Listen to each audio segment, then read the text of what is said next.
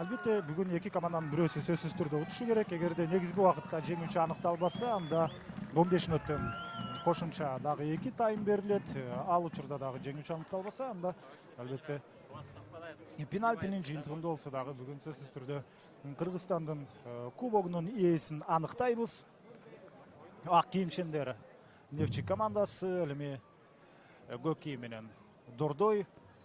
Биринчи таймда Дордойго караганда албетте Нефчи бир топ эле көбүрөөк чабуул жасады. Алар гол жаратканга көбүрөөк жакын болду.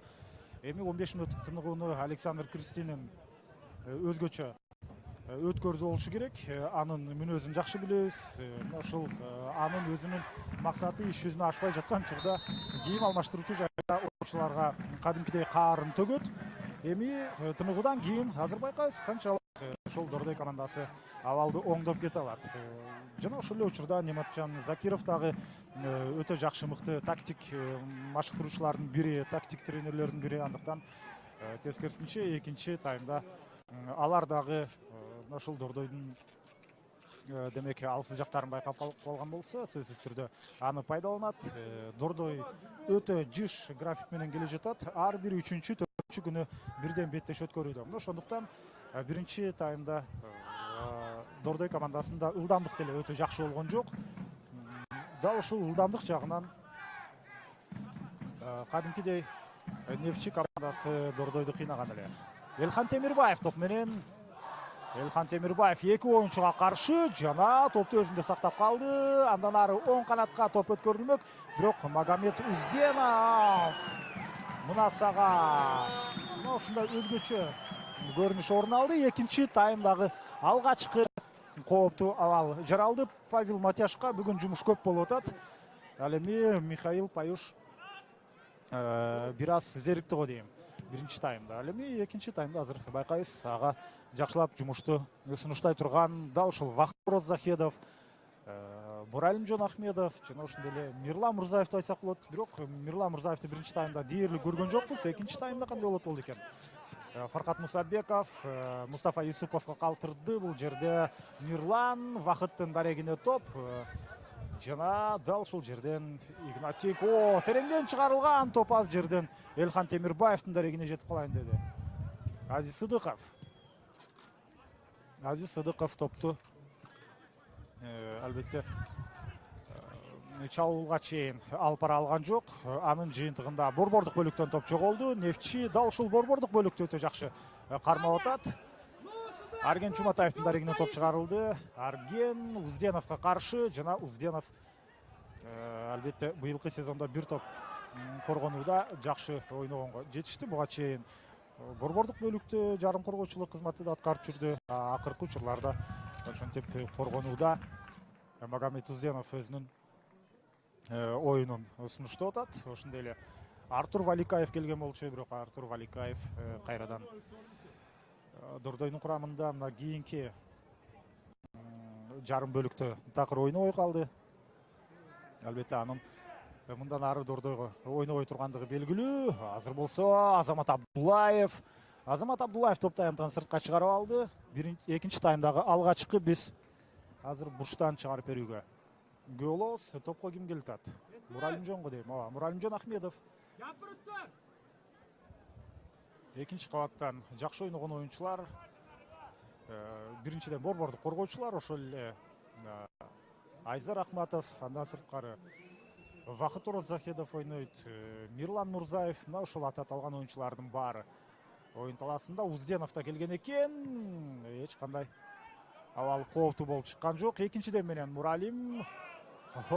Азыр болсо мына Нефчи командасынын капитаны Алмаз Маликов буту менен топту көкүлөп бара жаткан жеринен кайтарып калды.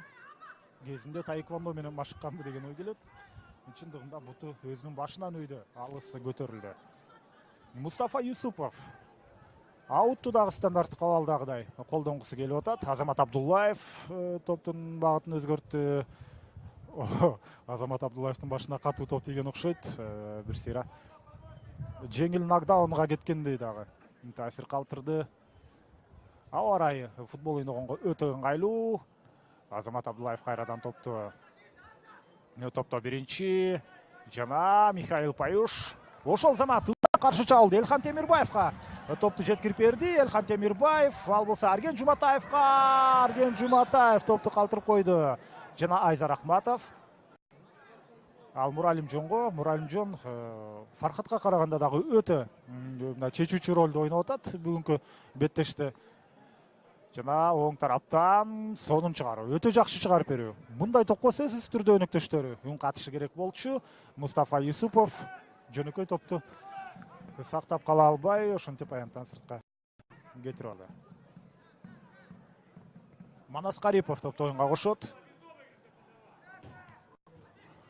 Муралимжон, Мирлан Мурзаев, Магомед Тузденовго жеткирди. Ал болсо арттагы Айзар Акматовго. Жана кайрадан Узденов. Экинчи таймда мына эми дордой позициялык чабуулга өтүп атат. Топту бир канаттан экинчи канатка которууда көп катачылыктар кетүүдө. Биринчи таймда Мирлан Мурзаев эки иретин ошондой ката кетирген аргасы болгон. Ал эми азыр Мустафа Юсупов деле ошол сыяктуу, бирок ага караганда бир аз сапаттуураак аракет ишке ашырган. Элдар Болдожунусов үчүн күрөштү. Игнатенко артта Аброр Кыдыралиевге калтырды. Абрордун соккусун Павел Матяш Абрордун соккусуна реакция жасап да койгон жок. Анткени топ дарбазага таамай барган эмес эле. Күйөрмандар дагы деле көбөйүп атат. Эгерде стадионго кирип келе жаткан ошол дарбаза жакка карай турган болсок, мына дагы деле эл чубалып келүүдө. Албетте бул Жалал Абад шаарында өтүп жаткан чоң спорттук ири иш-чара. Футбол федерациясына ыраазычылык билдирсе болот. Анткени ушундай ири турнирди Жалал Абад шаарында өткөрүүгө мүмкүнчүлүк берген. Азамат Абдуллаев азыр катачылык кетирип алды эле. Бирок Михаил Паюш өз учурунда топто болуп калды. Мына ушундай ири иш-чараларды, спорттук иш-чараларды албетте дайым эле Бишкекте же Ошто өткөрө бербестен, мына ушул башка региондордо дагы уюштуруп турган бул өтө жакшы. Күйөрмандар үчүн бул чоң спорттук майрам. Азыр болсо Кайрат Жыргалбек уулу тереңден чыгарылган топ жана Азамат Абдуллаев өтө жакшы позицияны ээлеп, ошентип абалды жокко чыгарып кеткен. Темирболот Тапаев өтө активдүү болуп атат. Албетте жаш оюнчу ушунчалык жанагы энергиясы ашып ташып турган мезгили, ошондуктан ал уламдан улам оң канатты жиреп кирип барууда. Ага салыштырмалуу биз Мирлан Мурзаевди бир топ чарчаңкы жай жүрүшүнө күбө болуп атабыз. Топко оңой менен чуркаган учурундагы дээрлик бүгүн көргөн жокмун. Же ага бош зонаны калтырбай атабы.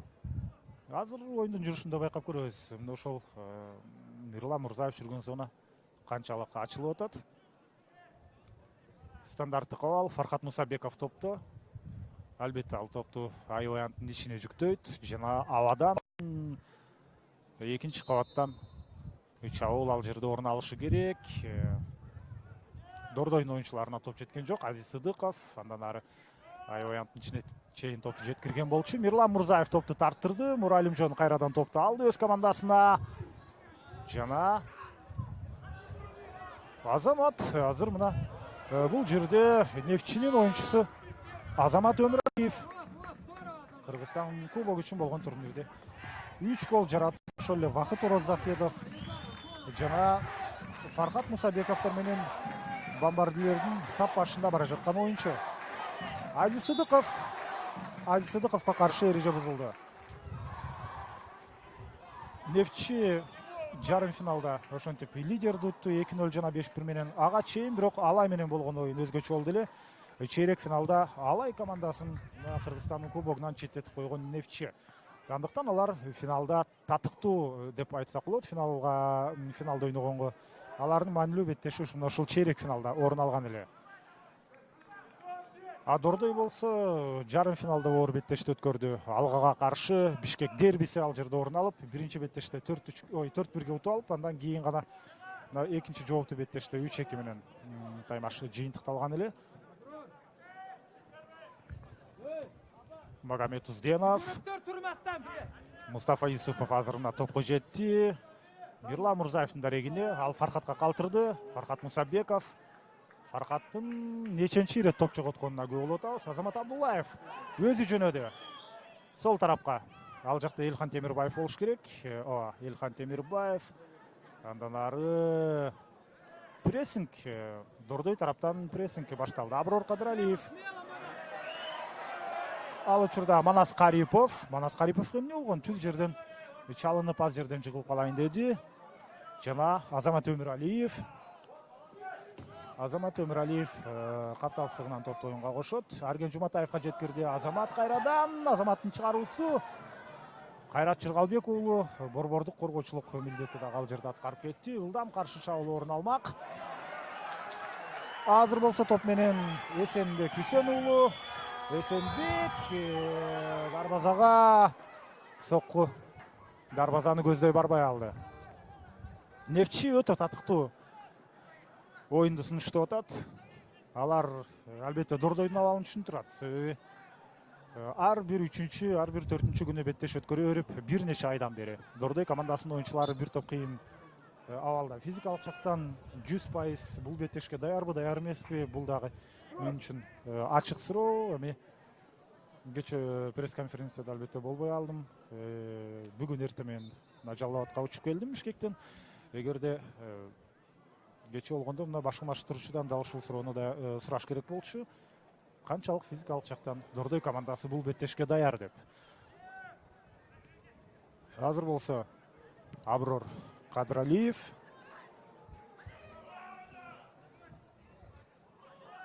Жана Муралимжон. Мирлан Мурзаевдин дарегине. Жана бул жерде капитан Алмаз Маликов өзүнүн чыныгы. Капитандык милдетин аткарды. Чечүүчү учурларда албетте капитан өзүнүн сөзүн айтышы керек болот. Топ такыр жерге түшпөй атат, мына эми гана жок, дагы деле түшө элек.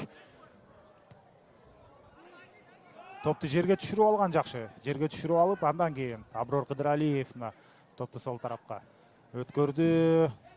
Темирболот Тапаев ага топту жеткирбей абалды курчутайын деген, эми Арген Жуматаевга топ бул жерде жетпей алды. Чындыгында кесиптешим Адилет Темирланов ошол Жалал Абадтагы Курманбек стадиону Кыргызстандагы эң жакшы стадиондордун бири деп айтты эле. Мына мен биринчи ирет бул стадиондо болуп атам. Чындыгында сонун жакшы стадион экени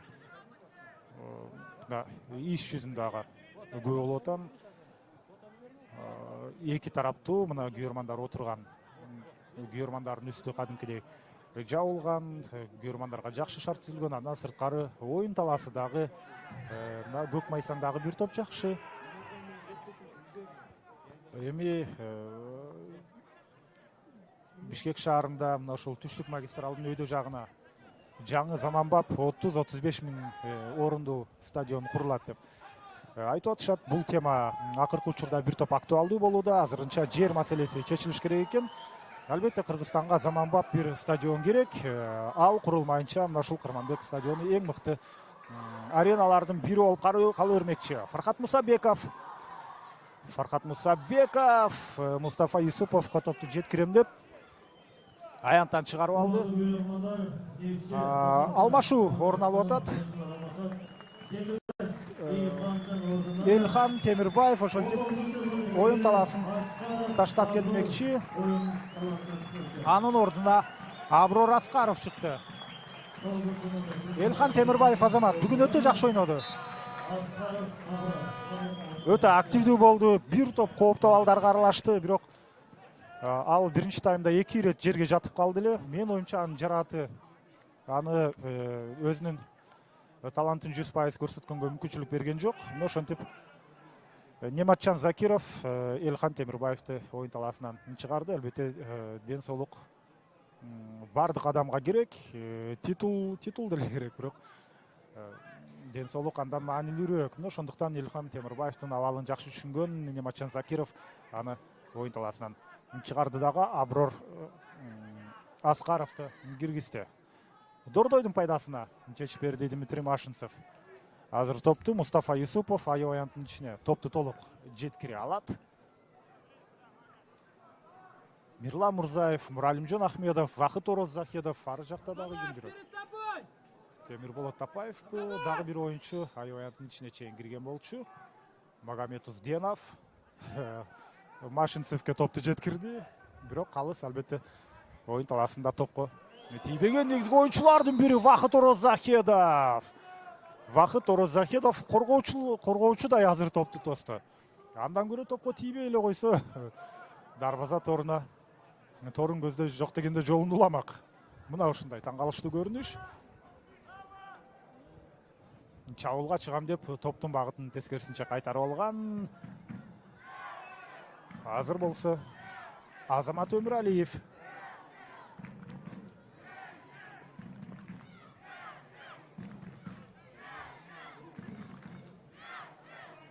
Нефчи командасын көрмандар алга сүрүп атат. Эмне болуп кетти? Топту туура эмес оюнга кошуп алды. Дордойдун оюнчусу ал жактан ким кошту эле? Кайрат Чыргалбек уулу кошкон топту. Өтө сейрек кездешкен көрүнүштөрдүн бири топту оюнга кошууда катачылык кетирбеш керек. Жок жерден ошентип атандашына топту алдырып койду. Элдар Молдожунусов.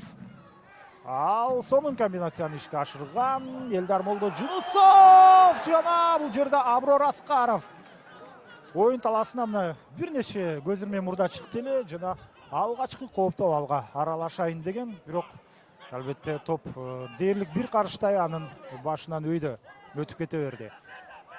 Аброр Аскаров мен оюнчу анын бутуна топ биринчи ирет тийди.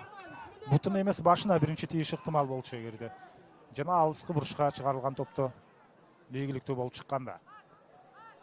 Темирболот Тапаев өзүнүн спринтерлик талантын да көрсөтөм деген, бирок топко жете алган жок. Ал жерде абалды толугу менен Азамат Абдуллаев көзөмөлдөп барды. Ошентип мына Нефчи командасынын 3-чү ирет Кыргызстандын кубогунун финалында беттеш өткөрүп жаткан чуру. Бир жолу аракет кылды, уталган жок. 2 жолу аракет кылды, уталган жок. Мүмкүн эми бүгүн 3-чү ирет аракетинде аларга ийгилик чылмаяр. Бирок Нефчинин күйөрмандары гана азыр бул нерсени каалап турбаса, Алайдын күйөрмандары Дордойго жан тартууда. Бул беттеште себеби мүмкүнчүлүк. Азыр кандай дарбадач менен 1-1 гол! Азамат Өмүралиев Павел Матяш менен 1-1 чыкты дагы сол буту менен сокку узатып гол жаратты. Мына күйөрмандардын колдоосу.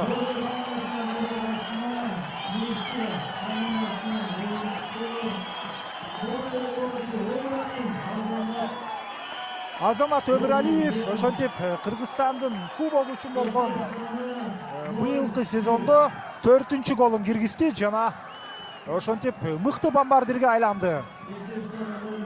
Коргонууда чоң ката кетти. Дордой командасында болгондо дагы борбордук бөлүктөн кирип барды. Буга жооп бере турган ким? Узденов, Айзар Акматов. Ал эми азыр Азамат Өмүралиевке сары кагаз берилди. Ал эмне кийимин чечип үйдө эле, мен аны байкабай калып турмун. Кандай болгон күндө дагы Азамат Өмүралиев өтө маанилүү голду жаратты. Бул 2-чи таймдагы гол болгондо дагы азыр ошондо 2-чи таймдын канчанчы убактысы болжол менен бир 20 мүнөт артта калды. Эми Дордой командасы баш өтү менен чабуулга чыкканга аргасыз болот. Элдар Молдожунусов.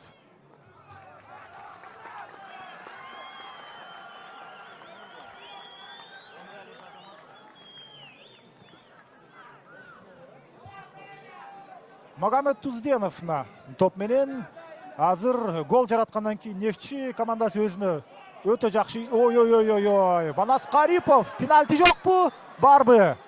Пенальти жок. Машинцев жөн гана бурчтан чыгарып берүүнү буйурду.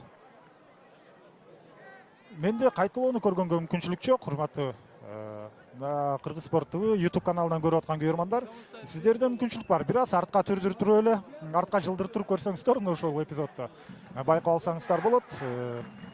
Калыс пенальти берген жок, бирок мен азыр албетте Калыстын чечимине кандайдыр бир реакциямды айта албайм. Себеби мен деле толук түшүнгөн жокмун. Азыр болсо экинчи кабаттан Нефтчинин оюнчулары ошентип утулуп калышты. Айзар Ахматов башы менен соккузат, бирок ийгиликтүү болгон жок. Буга чейин экинчи кабатта Вахыт Орозахедов топто биринчи болгон эле ал коргоочунун милдетин аткарып койгон. Нефтчинин экинчи кабаты начарыраак болуп атат чындыгында. Абайлаш керек, стандарттык абалдарда ийгилик жаралып калышы толук ыктымал. Авада тоо үчүн күрөш. Фархат Мусабеков ордунан секирбей эле топту алды эле. Элдар Молдожунусов, Игнатенко, ал ошол замат Аброр Аскаровго жеткирди. Оң тарапта топ оюн талашын азыр таштап кетти Арген Жуматаев.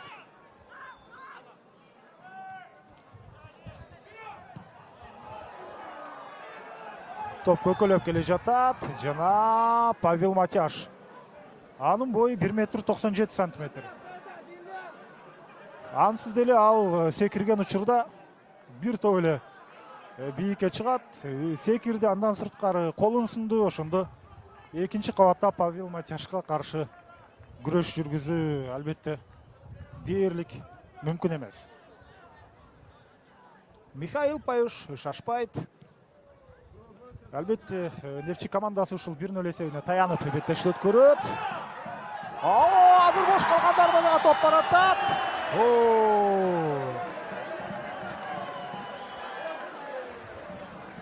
Коргоочулар жана Павел Матяш бири-бирин такыр түшүнбөй атат. Ушул жерде мына Арген Жуматаев аз жерден дагы бир голду жаратып коеюн деди. Дордой калкып калды азыр кадимкидей. Мына ошентип бир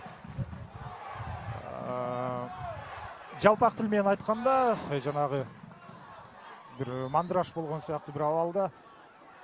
Эми Дордой бирок өзүнүн калыбына келиши керек, анткени өтө тажрыйбалуу команда.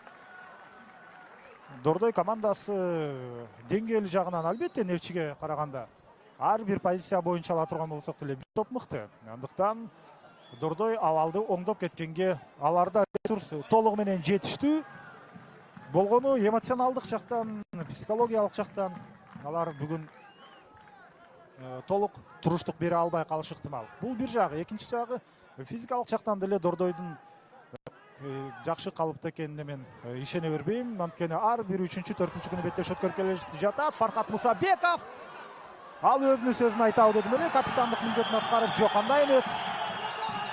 Оң тараптан Аброр Аскаров, ага каршы Азиз Сыдыков, Арген Жуматаев. Ой. Фархат Мусабеков азамат азыр ушул жерден абалды өтө жакшы пайдаланып, учурдан демек топту аянттан сыртка чыгарып салган кетишти. Алмаз Маликов, команда капитаны, Вахыт Орозакедовго топту жеткирген жок.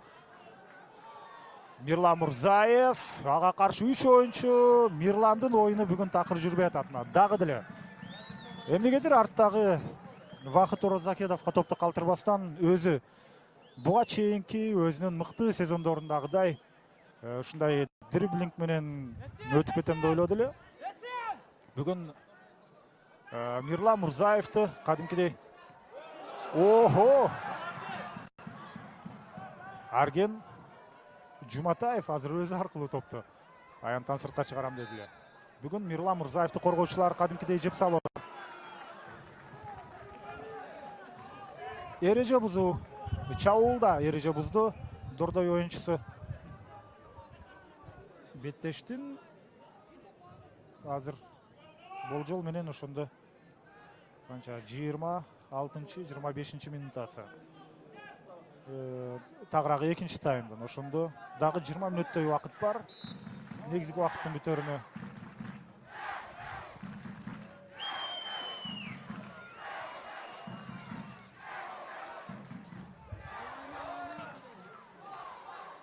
Муралимжон Ахмедов Фархат Мусабековға жеткирди топту. Фархат, ой.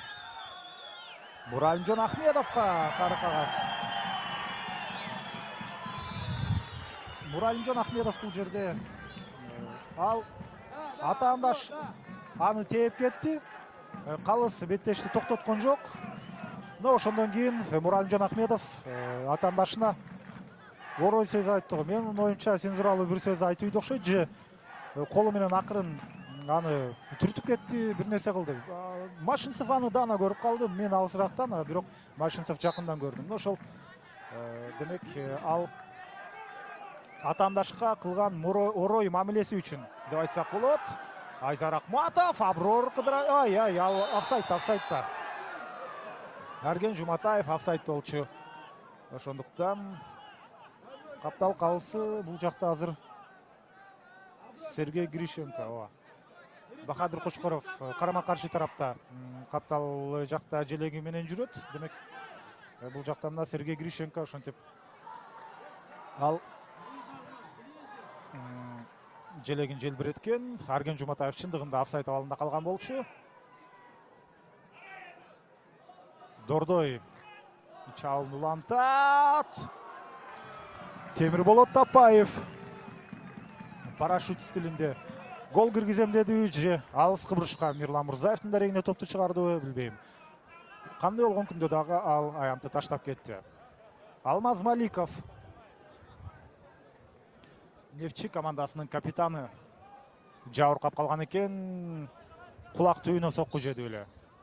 Менин оюмча ошондой көрүнүш орун алган окшойт. Бирок кайрадан ордунан туруп беттешти улантууда. Эми футбол албетте контактуу оюн. Андыктан кагылышуулар, түртүшүүлөр орун албай койбойт. Ал учурда Павел Сидоренко аянтка оюн таласына чыкмакчы. Мына ошол борбордук бөлүк коргонууну мыктабаса кадимкидей Дордойдун ушул өз жарым аянтында маселелер жаралып эле. Темирболот Тапаев дейт. Оюн таласын таштап баратат. Анын ордуна Павел Сидоренко чыкты. Демек өзгөрүүлөр орун алат. Демек тактикалык, схемалык жүрүштөрдө да өзгөрүүлөр орун алмакчы. Азыр байкап көрөбүз. Бул жерде Вахыт Орозахедов ошондо борбордук чабуулчу болуп, ал жалгыз ошол жерде калат го дейм. Азыр Муралимжон Ахмедов Вахытка топту жеткирди. Орозахедов жана өз учурунда Алмаз Маликов топту коопсуздандырды. Павел Сидоренко албетте түздөн-түз Темирболот Тапаевдин демек ордуна барбайт. Ал жака азыр ким өтөт болду экен? Бул стандарттык абалда билинбейт. Мындан кийинки чабуулдарда байкайбыз. Муралимжон Ахмедов алыскы бурчка Вахыт Орозахедовто үчүн күрөштү. Жана Азиз Сыдыков топто биринчи. Азиз Сыдыков топту сактап кала алган жок. Мына Павел Сидоренконы көрдүңүздөрбү? Ал борбордук бөлүккө коргонууда, борбордук бөлүккө келип жайгашып атат. Айзар Акматов, Павел Сидоренко, Узденовду өйдөрөөк чыгарды демек. Магомед Узденов албетте ал борбордук коргоочулукка толук даяр эмес. Александр Кристинин аргасынан барган болушу керек ал мындай чечимге. Анткени Азамат Байматов ал жаратына байланыштуу бир нече турдан бери оюн талаасына чыкпайт. Чындыгында Узденовду демек коргонуудан кетирди. Элдар Молдожунусов. Элдар ага каршы Павел Сидоренко. Элдардын соккусу. Ал учурда Мустафа Юсупов эмне болуп кетти? Мустафа Юсуповдун нерви өзгөчө демек жукарып кетти деп айтсак болот азыр.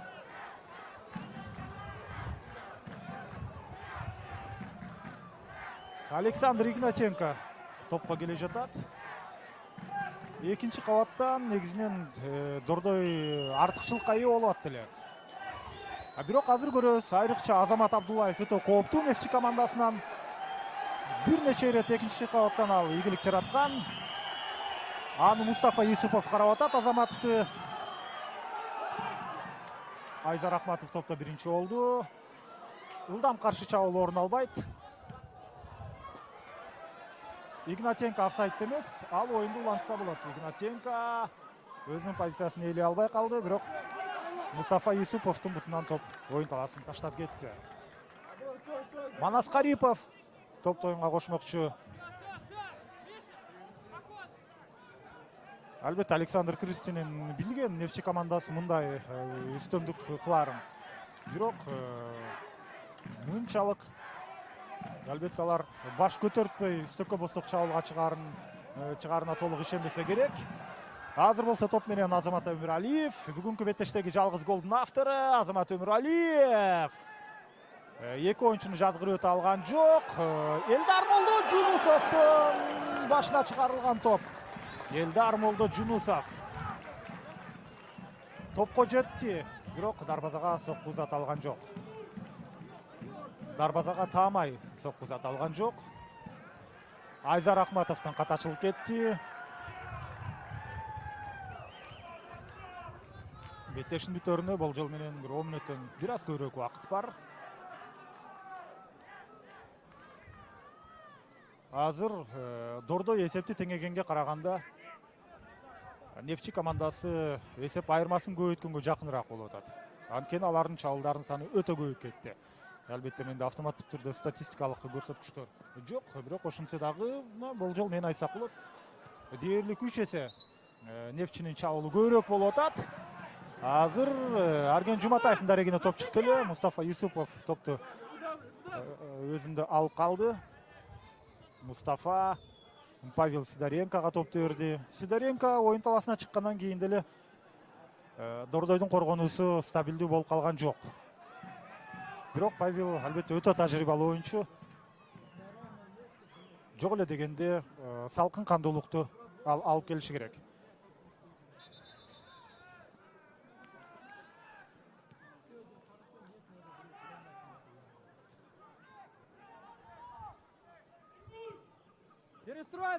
Мустафа Юсупов.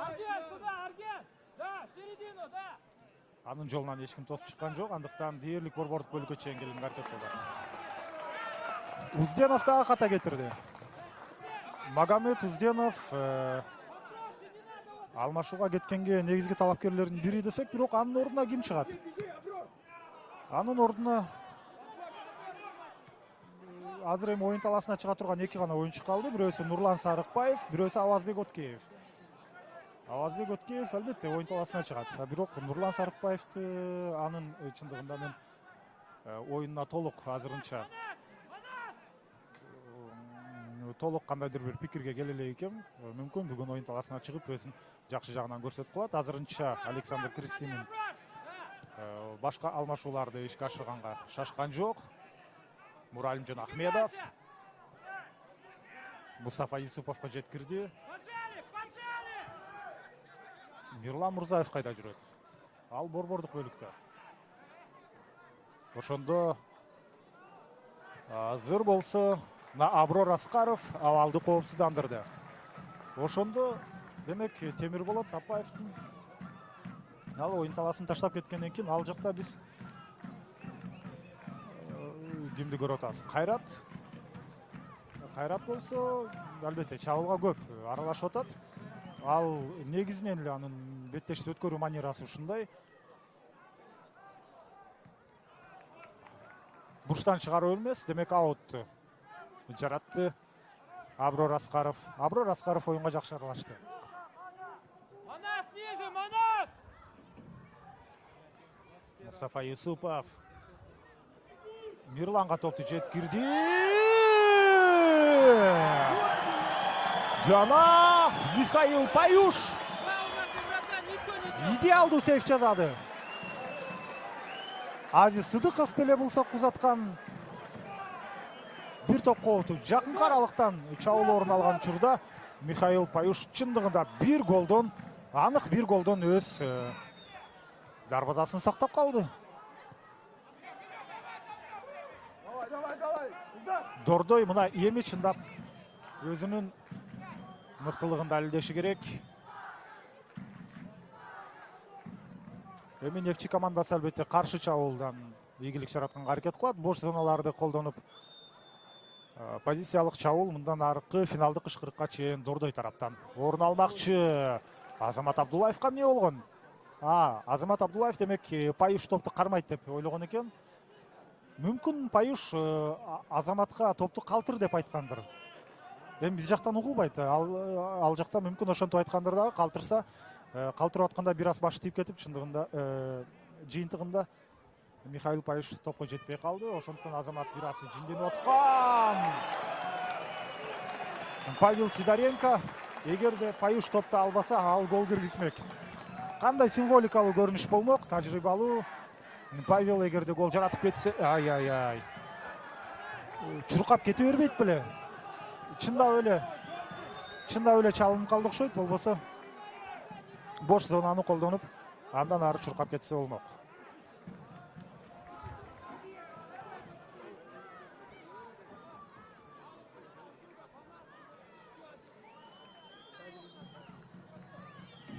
Азыр дагы бир аз оюнда тыныгуу орун алмакчы, чындыгында бирден менен беттеш уланып атат. 90 мүнөт бою тынбай чуркоо мүмкүн эмес. Ошондуктан ошол Нефчинин оюнчусу жарат алып калганына байланыштуу оюнчулар дагы бир сыйра демин басып алмакчы. Бул Нефчи командасы үчүн да керек, Дордой үчүн да керек. Убакыт болсо Нефчинин пайдасына иштеп атат. 2 ирет дал ушул Нефчи финалда утулган. Дагы бир ирет эсиңиздерге салып өтөлү, 2010 жылы Дордойго утулуп калган, 2011 жылы Абдышатага жеңилген, Кантын Абдышата командасына 0-1 алдыруу ийген эле. Эми көп жылдык ушул Александр Кристинин машыктыруучу болуп жүргөндөн бери титулга ээ боло элек болгон Нефчи көп жылдык тыныгуудан кийин кайрадан ошентип кубок утканга бир топ жакын, аларды жеңиштен болжол менен азыр бир 10 мүнөттөн азыраак убакыт бөлүп турат. Муралимжан Ахмедов, азыр Арген Жуматаев топту алды. Азамат Абдуллаев 2 оюнчуну артта калтырып, Азамат Абдуллаев коргоочу, борбордук коргоочу мына ошентип чабуулдан аракет кылып көрдү эле. Азамат Абдуллаев чындыгында шашып калды.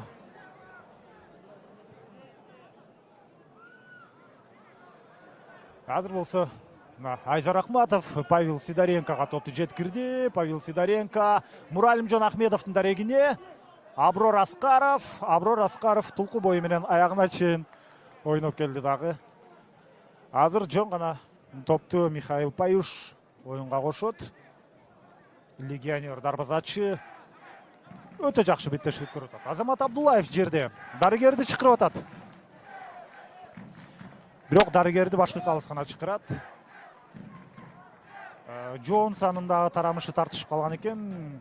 Азамат Абдуллаев бүгүн өтө жакшы оюнду жүргүзүп атат. Коргонууда канчалаган кооптуу абалдарды жокко чыгарды.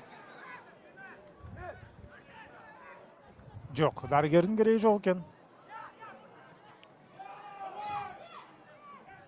Айзар Ахматов, Мустафа, борбордук бөлүктөн абайлаш керек. Мындай учурда орто жолдон атаандаштар топко ээ болуп кетиши ыктымал. Азиз Сыдыков топту басып алды. Офсайдта. Албетте офсайдта. Элдар Молдожунусов офсайдта болчу. Андыктан топко бул жерде тийбей эле койсо жакшы болмок. Мирлан Мурзаев мүмкүн азыр өзүнүн сөзүн айтат. Чыныгы чебер оюнчулар дээрлик 80-90 мүнөт бою жөн жүрүшү мүмкүн, бирок керектүү учурда өзүнүн сөзүн айтып гол жаратып кеткен учурлар өтө көп кездешет. Мирлан Мурзаев мүмкүн азыр ушинтип десек, бул ирет ал аны ишке ашыра албай калды. Кезектеги алмашууга демек Нефчи командасынын машыктыруучусу Нематжан Закиров аракет кылып атат. Оюн талаасына Умидулло Именов чыкчудай, ал кимди алмаштырат болду экен? Умидулло Именов өтө акылдуу оюнду жүргүзгөн оюнчулардын бири, интеллигенттүү оюнду жүргүзгөн. Ал болсо демек Арген Жуматаевди алмаштырмакчы. Эми коргонууга албетте басым жасаш керек. Эми Умидулла Иминов түздөн түз коргонуу болбосо дагы азыр Умидулла Иминов ошол борбордук бөлүктү коргогонго аракет кылат. Албетте чабуулга жооп берет түздөн түз. Ошентсе дагы ал азыр көп күчүн сарптаган Арген Жуматаевди ошентип татыктуу алмаштырып, бир аз башкачараак тапшырма менен оюн талаасына чыкты деп айтсак жарашчудай. Мына азыр Иминов мына ошол замат тереңирээк кирип туруп топко күрөштү. Умидулла Иминов албетте убакытты чойгонго аракет кылат. Бул таң калыштуу көрүнүш эмес. Кайсыл команда беттештин бүтөрүнө саналуу мүнөттөр калган учурда ошентип бир гол айырма менен астыда болсо убакытты чойгонго аракет кылат. Алмаз Маликов аябайдын ичине чейин топту жеткирген. Азиз Сыдыков керемет пас. Бирок чабуул бул жерден Мирлан Мурзаев Кайратка жеткирди. Кайрат жер аркылуу топту чыгарган учурда кайрадан эле Алмаз Маликов. Нефтчинин капитаны өтө жакшы ойноп атат.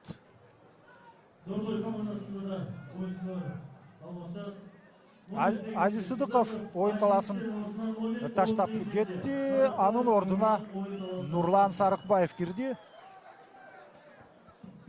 Авазбек Откеевди дагы деле аянтка чыгарбай атат. Албетте ал атаандаштыкта Авазбек Откеев бир топ алдырып коюуда. Экинчи кабатта азыр болсо Павел Сидоренко экинчи ирет келди. Мына караңыздарчы, тажрыйба деген мына ушундай. Павел Сидоренко мына топко ушунчалык туура барып атат. Ал буга чейин дагы мына ошол Михаил Паюш бир ирет топту кармап калганда анын артында Павел Сидоренко бар болчу. Павелдин мына оюнду окуп билүүсү эч жакка кеткен эмес. Чындыгында стандарттык абалдарда өтө кооптуу болуп атат. Бою деле өтө узун оюнчулардын катарына кирбейт. Бирок топту туура окуу, кайсыл жерге келерин билүү жагынан андан ашуу өтчү оюнчулар Кыргыз премьер лигасында чындыгында өтө аз деп айтсак болот. Азыр болсо Элдар Молдожунусов топ менен аны 3 оюнчу курчап келди жана топту алып койду эле. Аянтан сыртка чыгарып алыптыр. Негизги убакыт соңуна жакындап келе жатат. Акыркы мүнөттөр канча минутта кошот болду экен? Жок эле дегенде бир 3 мүнөт кошотпу дейм. Дмитрий Машинцев бүгүнкү калыс офсайд болуп калды.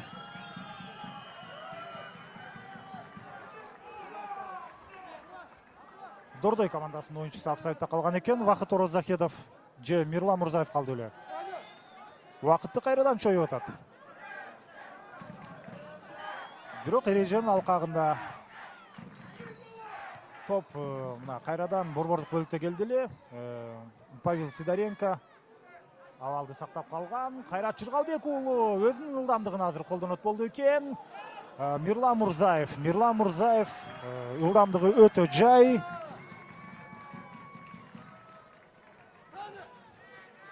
Канча кошумча убакыт берилет? Же кошумча убакыт берилди? Мен байкабай алдым да. Эмне болсо дагы финалдык ышкырыкка чейин албетте Дордой командасында чабуулга чыкканга мүмкүнчүлүк бар. Дордойдун пайдасына чечилди стандарттык абал. Дордой мына азыр эми чындап өздөрүнүн чыныгы деңгээлин бул жерде көрсөтүшү керек.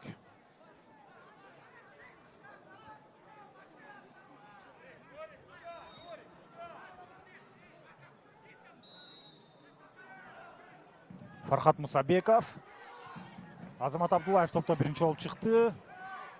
Жана экинчиден менен чабуул андан ары уланышы керек болот. Ал учурда алмашууга чыккан Нурлан Сарыкбаев. Нурлан Сарыкбаевга каршы эрежени бузуп кетишти. Ошондуктан Фархат Мусабеков.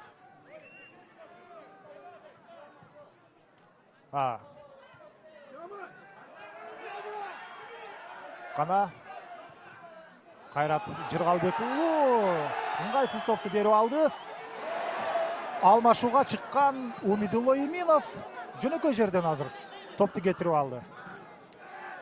Калыс 3 мүнөт кошкон атат негизги убакытка. Павел Сидоренко борбордук бөлүккө топту узаткан, ал жактан эч ким ийгиликтүү болуп чыккан жок. Жана тоочун күрөштө аягында Фархат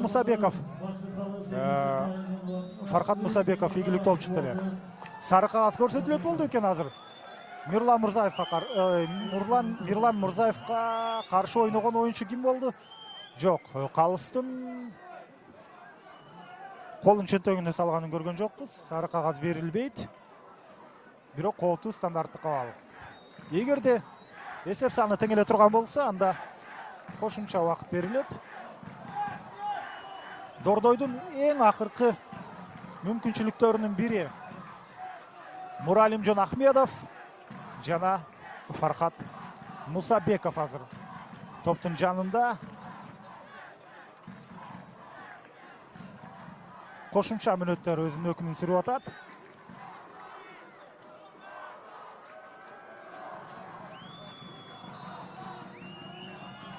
Фархат Мусабеков жана бул жерде башаламандык өкүм сүрүп атат. Мына сага Михаил Паюш дагы бир сейв жазады. Мына Курманбек стадионунда күйөрмандар кадимкидей жанданды. Мына угуп көрүңүздөр.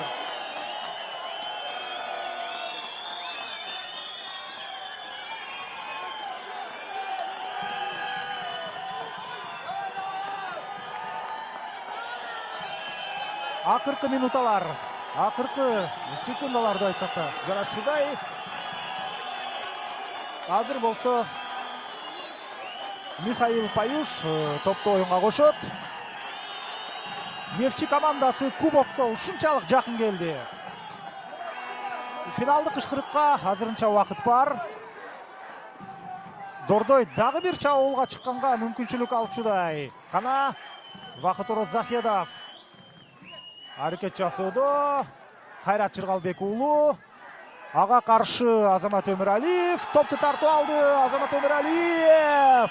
Бирок Михаил Паюш өз ордунда болуп чыкты эле.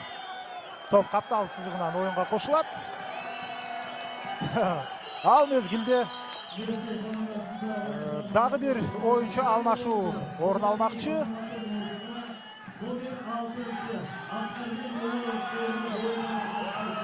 Азамат Өмүралиев бүгүнкү беттештеги жалгыз голдун, мүмкүн алтын голдун автору. Азыр оюн таласын таштап кетет. Анын ордуна 6 номердеги Сыймык Аскарбек уулу кирди.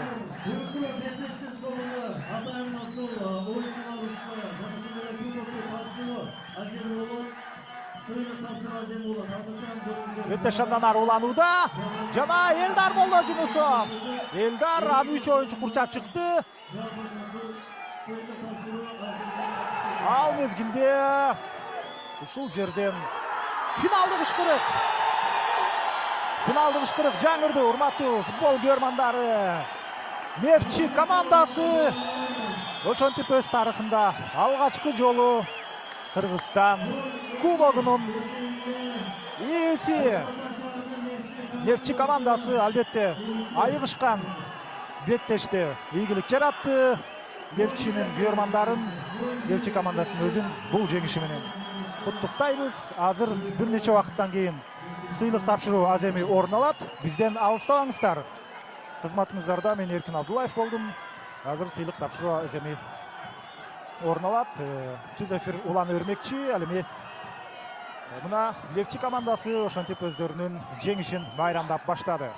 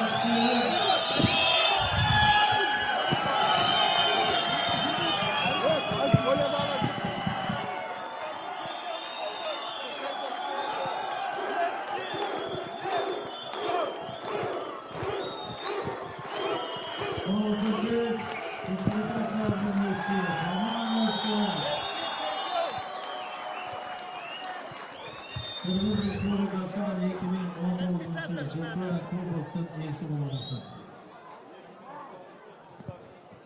Организатор, комиссар,